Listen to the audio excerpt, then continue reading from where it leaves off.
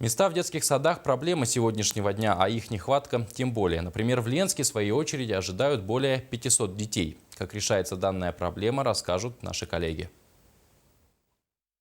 Нехватка мест в дошкольных учреждениях – проблема, возникшая сегодня не только у нас в городе, но и по всей России. Такая ситуация в Ленске наблюдается на протяжении последних нескольких лет.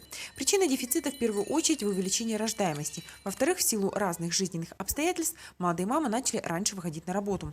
Для решения данной проблемы в Ленске сегодня делается очень многое. Помимо открытия групп кратковременного пребывания, планируется и открытие семейных групп, которые решают проблему, но частично.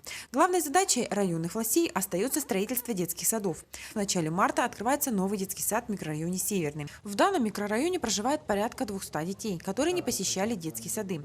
Но сегодня часть из них получит возможность быть воспитанником нового детского сада.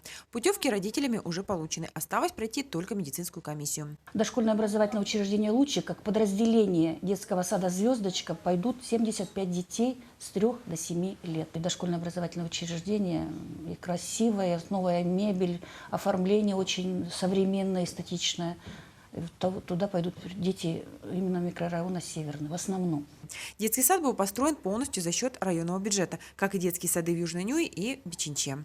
Сегодня районной администрации ведутся переговоры и о строительстве детского сада на 315 мест в черте города, появление которого обеспечит дошкольное образование практически всем, кто находится сегодня в очереди на получение места в детском саду. Но если 300 детей мы примем в летний период, по плану стоит, плюс 75 мест мы даем на Северном, плюс вариативные формы, но все равно 1 января 2016 года и примерно по нашим расчетам около 100 детей, которые не будут обеспечены дошкольным образованием для детей с 3 до 7 лет.